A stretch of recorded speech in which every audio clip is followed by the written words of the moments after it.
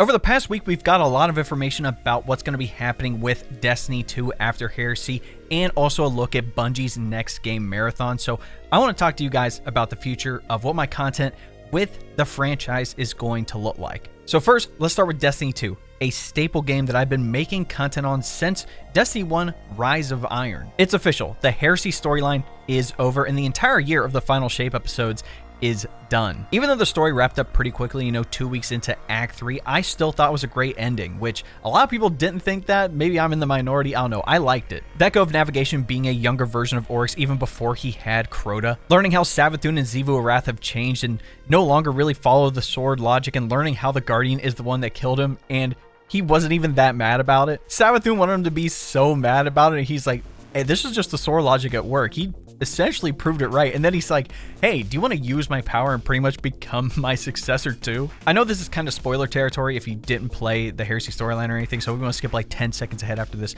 Go for it. But realizing his sisters want to use him, and then him being like, yeah, you know what? Why don't you just kill me and just get this over with? Like, I get it. It would have been cool to have him as like an NPC for future stuff, especially with Eris and her throne world.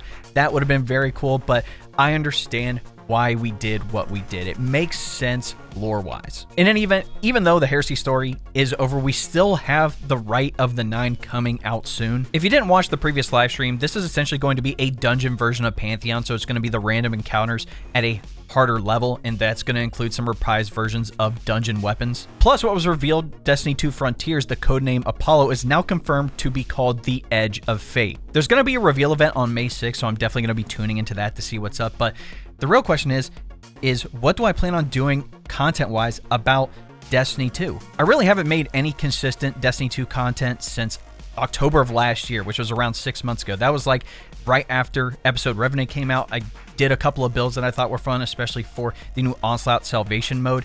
And since then, even with the updates to the artifact, even, the changes to exotics and whatnot, I just haven't found myself really wanting to make builds in Heresy. I made one build video, and even though it did fairly well, I just didn't feel obligated to make another one. I stream Destiny 2 occasionally, and I still enjoy doing helps with the community, whether it's dungeons or raids or Grandmaster Nightfalls or whatever it is.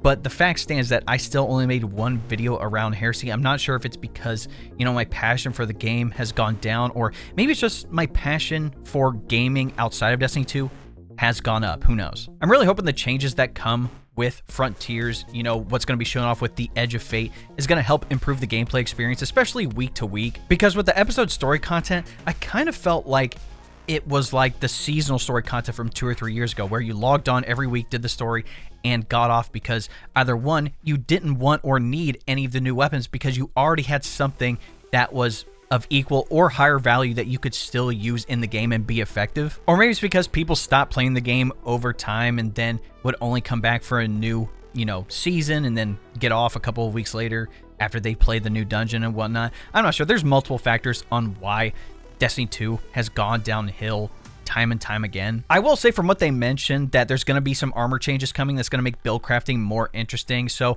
I do find that intriguing because a lot of a lot of my content is around build crafting and making fun and unique builds for every season. Is this to say I'm quitting Destiny 2? Absolutely not. Over the years, while playing the game, I've realized that I want to play a variety of games, whether, they're story-driven, the Souls-like, indie games, whatever, and I'm obviously kind of on my, gacha arc right now. And like I said, it's not necessarily me losing passion for the game, but gaining more of a general passion for creating gaming content in general. That's why I'm going to be, implementing some changes on this channel and pretty much just completely resetting my other gaming channel for achievement hunting. It's Dave TV Plays, where I want to make thought out and engaging content for games that I play or games that I 100%. There's multiple games that I've gotten all the trophies for that I have footage of, and I really just need to make content on that. So if you're concerned that I'm quitting content, you don't have to worry about that. I got plenty of content in the works. We just have to get a couple of other things worked out. All right, now that we've got the sad part of the video out of the way, let's talk about Marathon, okay? Bungie's new sci-fi extraction shooter, which is the first game of its kind at the company. Now, personally, I'm not a big fan of extraction shooters in general. I tried to play a couple of them, and I just couldn't really get into it, but one game that I did end up enjoying a little bit was The Cycle before it got shut down, unfortunately. And after watching the Marathon live stream the other day, I'm actually more hyped about this game. One big thing you have to remember is that Bungie has made great FPS experiences in both the PvE and PvP side of things, plus has some of the smoothest gunplay in the industry today. That's the one thing I will give Destiny 2, is that the gunplay still feels amazing today. And I find it crazy how many people are hating on the game when we don't even have an alpha out yet. Yes, there's been plenty of creators who've put out content on it, they've given their thoughts on the game, and I think that's fine, but I'm one of the people, and I think a lot of people agree with me, that I can't give it a clear-cut judgment until I get my hands on it and test it out for myself. Do I have concerns?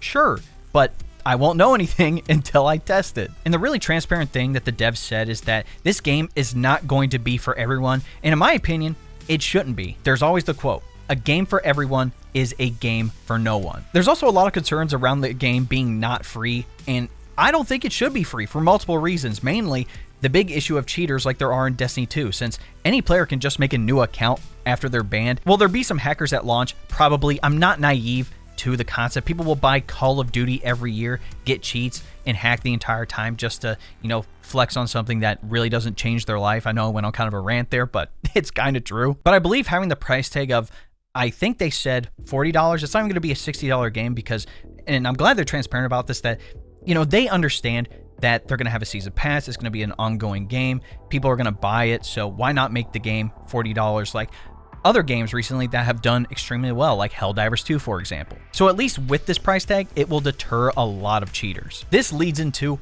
will this game bring over all D2 players?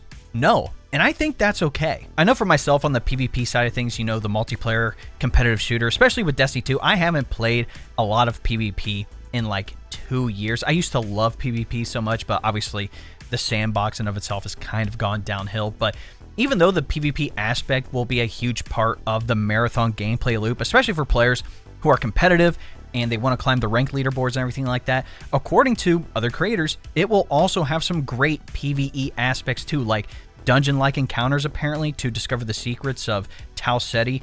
And even during the live stream, they mentioned that there will be a seasonal content model with a developing story, so I do like that. Again, as we know, Bungie has the potential to have extremely good storytelling even when a game is at its lowest. I think if Bungie can execute not only the balancing of the PvP side, but also the PvE side with fighting NPCs, unlocking secrets, etc., I think it'll be a good game overall. I'm hoping to get in on the alpha test coming up to really get my hands on it and let you guys know my thoughts. So if you're looking into getting Marathon, whether you're a Destiny 2 veteran, someone who likes extraction shooters, or someone who just enjoys the vibe of the world and maybe even the story and the lore of Marathon in general, I want to give you guys all the information from my point of view as soon as possible. That, ladies and gentlemen, is the end of the video. I don't really have much else to say. Am I excited for the future? Absolutely. Am I excited for Destiny 2 and Marathon? Sure, but there's some other games coming out this year that I'm really looking forward to get my hands on as well. So if you have any questions, comments, or concerns,